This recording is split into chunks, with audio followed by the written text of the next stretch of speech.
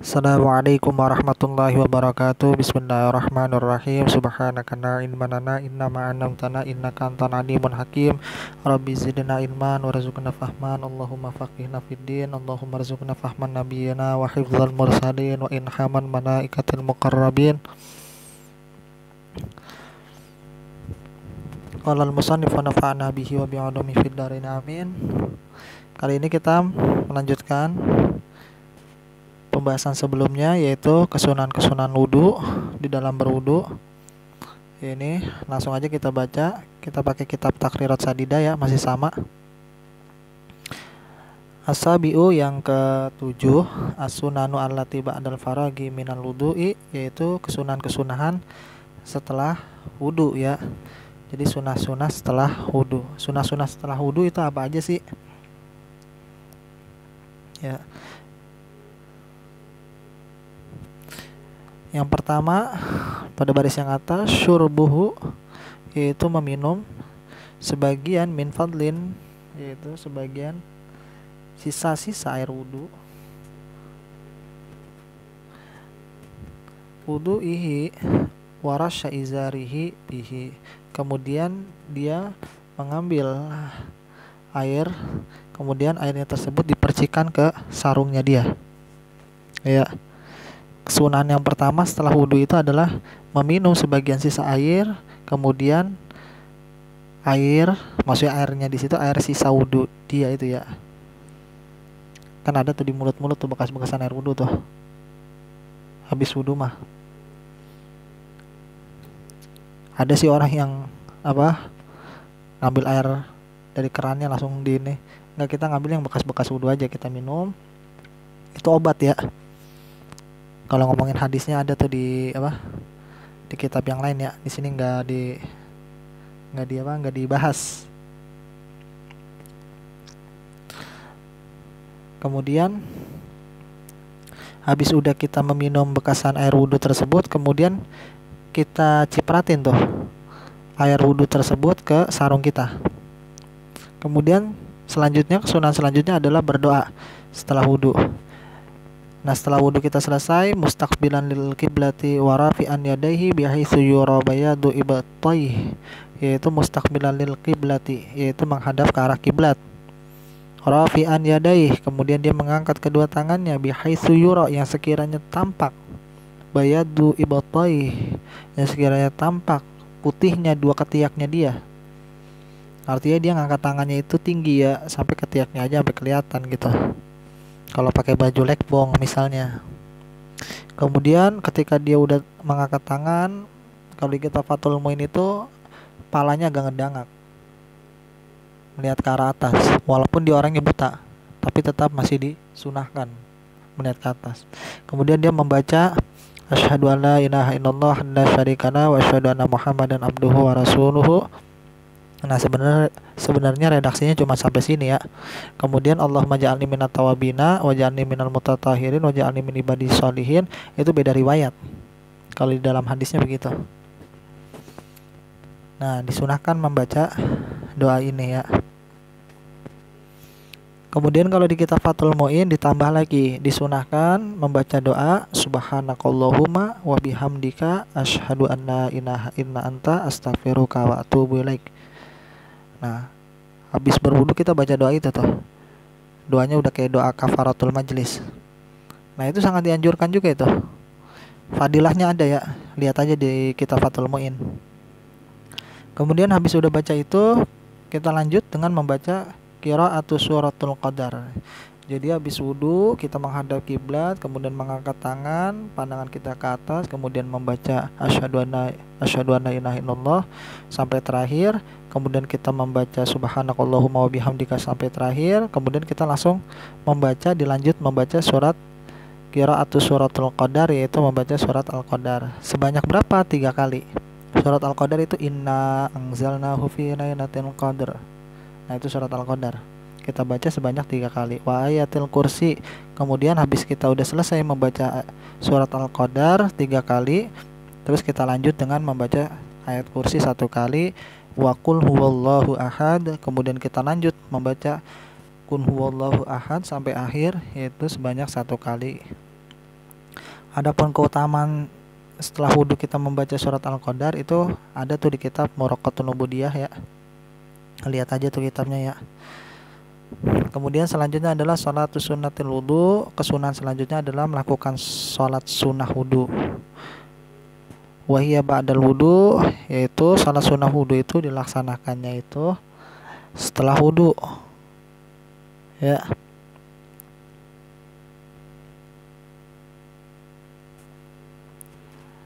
Bihaitsu tunsabu ilaih, yang sekiranya dianggap sholat yang dinisbatkan ke wudhu. Wa yaqra'u fiha suratai, kemudian ketika dia lagi melakukan sholat sunnah wudhu itu kan dilakuinya kan 2 rakaat kan. Di rakaat yang pertama dia baca Al-Fatihah, kemudian dilanjut suratnya baca surat Al-Kafirun, kemudian di rakaat kedua dia baca Al-Fatihah, kemudian dilanjut surat Al-Ikhlas.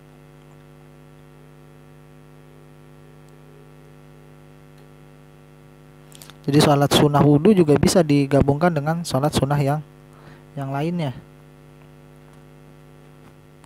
dengan cara diniati kedua-duanya.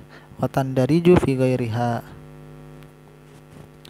Atsaminu, kemudian yang kesunahan yang ke-8 baris yang atas, yaitu as-sunanul amatu fil wudu, sunah-sunah yang umum di dalam berwudu, yaitu yang pertama istiqbalul kiblati, yaitu ketika berwudu kita menghadap kiblat. Waktu kita melaksanakan wudunya itu menghadap kiblat. Tapi kadang-kadang kan ada ya keran musolah itu kadang-kadang kan nggak ngadep kiblat ya. Tapi nggak apa-apa ya. Kalau bisa ketika kita wudu itu menghadap ke arah kiblat. Kemudian yang kedua, kesunahan selanjutnya adalah julus. Ketika melakukan wudu, kita melakukannya itu dengan posisi duduk. Kemudian yang ketiga, tarku nafdil ma, yaitu tidak mengibaskan air. Ya, mengibaskan air artinya ketika kita itu di badan kita itu ada air yang mengalir, misalkan kita ngebasuh tangan tuh, kan ada airnya tuh. Ya, yang masih menempel di tangan kita jangan dikibas-kibasin tuh airnya tuh. Ya, tarku nafdil ma, meninggalkan mengibaskan air. Al-iqtisadu fil ma, ya. Kemudian tidak boros menggunakan airnya, tidak berlebih-lebihan dalam menggunakan airnya, ya. Ai adamul israfi, yaitu tidak berlebih-lebihan fil sobbi, ketika membasuh anggota wudunya. Ya, jadi tidak berlebih-lebihan di dalam menggunakan air. Ala yatakallama, kemudian kalau lagi berwudu jangan berbicara, jangan ngobrol. Ya. Kemudian selanjutnya, kesunahan selanjutnya adalah wad'u ma yaktarifu minhu an yaminihi, yaitu meletakkan tempat air yang diciduk di sebelah kanannya dia. Wa ma yasubu minhu an yasarihi, sedangkan tempat air yang dia tuangkan seperti kendi misalnya dia taruh di sebelah kiri. Kemudian selanjutnya al-mualatu, mualatu. Muala itu artinya berkesinambungan, ya, terus menerus. Bihaitsu yaksirun adwasani, ya, yang sekiranya basuhan anggota yang kedua dilakukan qabla jafafil adwil awal, dilakukan sebelum keringnya anggota yang pertama. Mal i'tidalin hawai, dan ini ya artinya ini dilakukannya, artinya ini mualah begini di waktu yang normal, cuaca yang normal, ya, i'tidalul hawa, normalnya angin atau hawa, wa mizjaji wa zamani, dan normalnya zaman. Artinya ya, jangan sampai anggota basuhan kita yang pertama itu jadi kering gara-gara kita kelamaan ngebasuh anggota yang kedua. Jadi sebelum anggota yang pertama kita basuh itu sebelum kering, kita langsung ngebasuh yang kedua. Jangan dijeda yang lama sampai basuhan yang pertama kita itu jadi kering, kemudian kita baru ngebasuh yang kedua. Nah, ini namanya bukan mualah, ini namanya ya. Kemudian selanjutnya, kesunahan selanjutnya adalah alla yaltima wajahahu bilma. Kemudian dia jangan menampar mukanya itu. La yaltima wajahahu bilma, jangan menampar wajahnya itu dengan air.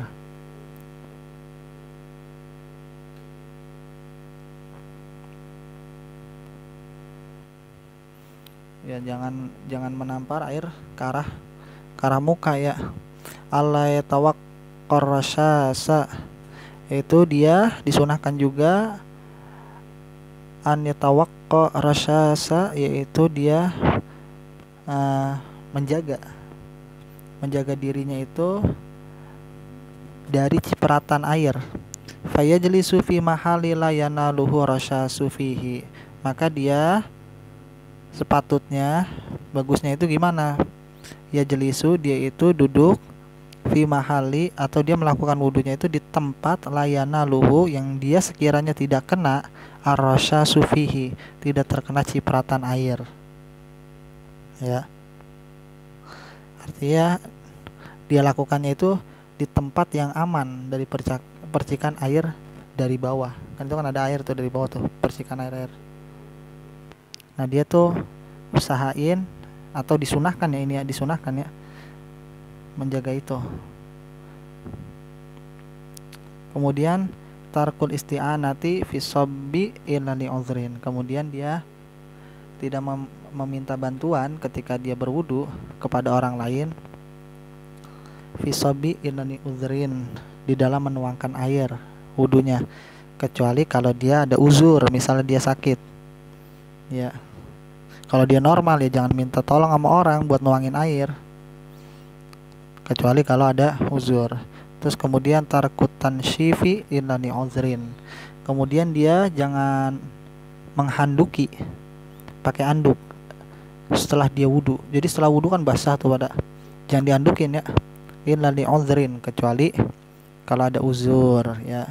Misal ada uzur nih, kalau kagak diandukin yang bagian mulutnya dia atau bagian hidungnya dia tuh, takutnya ntar ketika sholat air yang wudunya itu masuk ke dalam mulutnya, terus ketika udah masuk ke dalam mulutnya terus ketelan, akhirnya sholatnya batal. Nah, itu nggak apa-apa, itu diandukin ya, supaya air wudunya itu nggak masuk ke dalam mulut ketika dia lagi sholat. Soalnya kalau ketika lagi sholat dia telan tuh airnya tuh, batal tuh ya sholatnya. Kemudian tarku ziyadati ala salasin, kemudian dia tidak melakukan wudunya itu, basuhan wudunya itu melebihi dari 3 kali ya. Sunnah bagi dia jangan melakukan wudu atau membasuh anggota wudunya dia itu lebih dari 3 kali. Kan sunnahnya kan 3 kali ya. Nah, dia itu jangan membasuh anggota dia yang dia wudui itu jangan melebihi dari bilangan 3 kali. Alayan kusoma wudu'ihi an muddi, alayan kuso, kemudian air yang dia gunakan itu alayan kuso, tidak kurang, ma'udu'ihi, air wudunya dia itu an mud, dari 1 mud. Artinya air yang dia gunakan untuk berwudu jangan sampai airnya itu kurang dari 1 mud volume airnya. Kemudian selanjutnya adalah istihbabun niyati ila akhirin wudu, dia melanggengkan niat ila akhirin wudu, sampai akhir atau selesainya dia berwudu. Nah, ini agak sulit ya, melanggengkan niat di dalam hati dari awal wudu, dari awal kita ngebasuh muka tuh, terus sampai akhir wudu kita, itu agak sulit itu ya. Kemudian wa yustahabul wudu, dan disunahkan berwudu juga, li iradatin naum, ketika mau tidur, wali qiraatil qur'ani, ketika mau baca Al-Qur'an, wali huduri majlisil ilmi, ketika mau menghadiri majelis ilmu, wa zikri, dan ketika mau menghadiri majelis zikir atau ketika kita lagi mau zikir, wali ziyaratil kubur, dan ketika mau ziarah kubur disunahkan juga bagi orang berwudu dulu, wal baqai ala taharati daiman, dan bagi orang yang ingin konsisten kesehariannya dia itu selalu dalam keadaan berwudu terus, itu disunahkan ya. Wa tajdidil wudu'i, dan bagi orang yang ingin memperbarui wudu. Memperbarui wudu itu seperti dia itu maghrib kan wudu tuh, kemudian dia sholat maghrib, kemudian dari maghrib sampai isya dia belum batal, nah kemudian dia wudu lagi, itu boleh, namanya itu tajdidul wudu, memperbarui wudu. Tapi niatnya itu niat tajdidul wudu, supaya dia dapat pahala sunahnya ya. Wa kullama ahdatsa tawaddoa, dan setiap kali dia itu berhadas dia berwudu. Nah ini disunahkan ya bagi orang ya. Emang berwudu itu bagus ya, sebagaimana ulama-ulama kita terdahulu seperti Jenderal Sudirman, beliau itu konsisten di dalam berwudu, makanya Allah menjaga beliau ketika di perang gerilya. Karena di dalam kitab Busyra Karim itu orang yang menjaga wudunya itu akan dijaga oleh malaikat hafadzah. Kemudian dia akan dijaga dari dosa, baik dosa zahir maupun dosa batin. Itu bagi orang yang selalu menjaga wudunya. Kemudian di sini kesunahan-kesunahan berwudu tadi kan ketika mau tidur atau membaca Al-Quran. Sebenarnya ini penjelasannya panjang ya. Sebenarnya udah kita bahas di pembahasan yang lain ya, di video-video yang lain. Ada tuh videonya di bagian bawah. Yang kita itu pakai kitab Busyra Karim. Jadi kitab Busyra Karim jauh lebih terperinci atau lebih gamblang membahas tentang kesunahan kapan aja sih disunahkan berwudu gitu. Nah itu udah pernah kita bahas ya. Kalau di sini kan ringkas ya. Nah kemudian selanjutnya di sini ada pembahasan syurutul wudu, syarat-syarat wudu ya.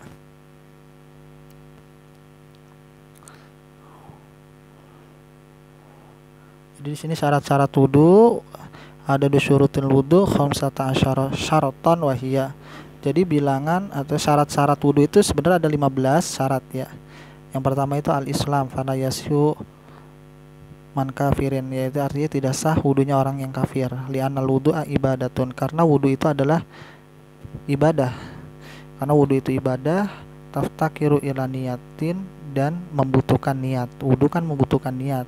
Wal kafiru laisa min ahliya, sedangkan orang kafir ya bukan ininya, maksudnya bukan ahlinya, artinya bukan ahli niat. Kemudian syaratnya selanjutnya adalah tamyiz ya, fala yasihu min ghairil mumayyiz. Syarat wudu juga pertama Islam, kemudian tamyiz, maka tidak sah yang belum tamyiz ya. Li'annal wudu'a ibadatun, dan wudu karena wudu itu ibadah, taftakiru dan membutuhkan kepada niat. Wa min syurutin niat, dan syarat niat yaitu tamyizun nawi, yaitu si yang berniat ini udah tamyiz.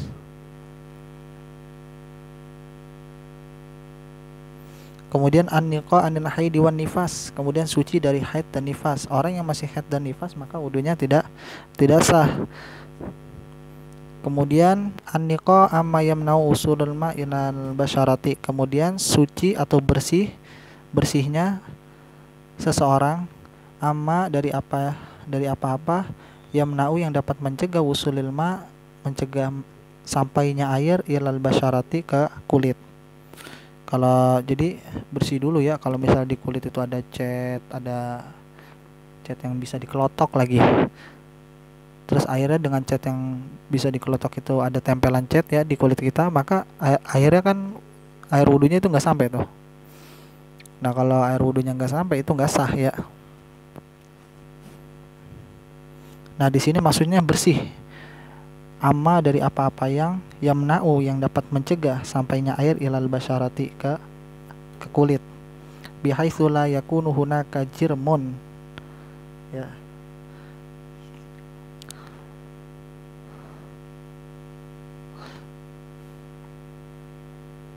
Yang sekiranya tidak ada benda atau jirim itu benda yang dapat mencegah yamna'u usulil ma' ilal basyarati, yang dapat mencegah ke kulit. Ya tadi itu contohnya tadi lem, misal lem minyak ya. Itu kan kalau dikelotok-kelotok kan masih bisa itu. Nah, itu di kulit kita jangan ada itu ya. Fayajibu izalatu ma tahtal azafiri, dan wajib menghilangkan ma apa-apa yang terdapat di bawah kuku-kuku minal ausakhi, yaitu kotor-kotoran yang ada di bawah kuku. Wama fil muqi wal lihazi minan namasi. Ya, jadi kotor-kotoran yang ada di sela-sela mata juga sama tuh, harus dihilangkan juga, dan hal-hal lain yang bisa mencegah sampainya air ke kulit.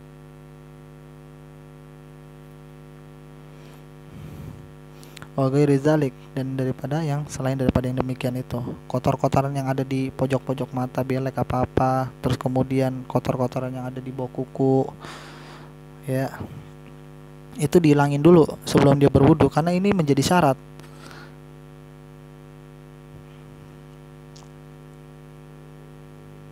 Kemudian Allah yakunu ana adwi ma yughayyirul ma. Kemudian pada anggota yang dibasuh atau yang dia usap, ya, tidak ada sesuatu yang bisa merubah air, kemutlakan air, mengubah airnya. Jadi gara-gara ada sesuatu misalnya di anggota badannya dia, terus gara-gara sesuatu itu, kemudian sesuatu itu terbasuh, misalnya yang di anggota badan dia, kemudian airnya jadi berubah tuh. Seperti apa? Kahabrin wasobun masalan, ya, semisal tinta atau sabun. Seperti ada tinta di badannya dia, terus ada sabun, kemudian airnya itu jadi berubah warnanya. Nah, syaratnya itu, syarat berwudu yang kelima ini adalah tidak adanya pada anggota yang dibasuh sesuatu yang bisa merubah kemutlakan air, seperti tinta atau sabun misalnya, ya. Kemudian al ilmu bi fardiyatihi, kemudian syarat yang selanjutnya, syarat berwudu adalah al ilmu bi fardiyatihi, yaitu mengerti akan kefarduan wudu. Ayya nama man yuridul wudu'a annal wudu'a fardun, ya. Ayat nama dia mengetahui man yuridul wudu'a, dia mengetahui bahwa wudu adalah fardu. Annal wudu'a fardun, artinya orang yang berwudu dia tahu, ya, dan dia tahu apa yang dia inginkan dari wudunya tersebut, dan dia tahu bahwasanya wudu tersebut adalah fardu. Kemudian Allah ya taqida fardhan min furudihi sunnatun. Terus kemudian dia tidak meyakini satu fardu dari fardu-fardu yang lainnya sebagai sunnah, ya. Nah, ini pembahasan ini yang syarat yang keberapa? Syarat wudu yang ketujuh. Nanti pembahasan pada video yang selanjutnya. Kita cukupkan sampai sini. Kurang lebihnya saya mohon maaf. Billahi taufiq wal hidayah. Wassalamualaikum warahmatullahi wabarakatuh.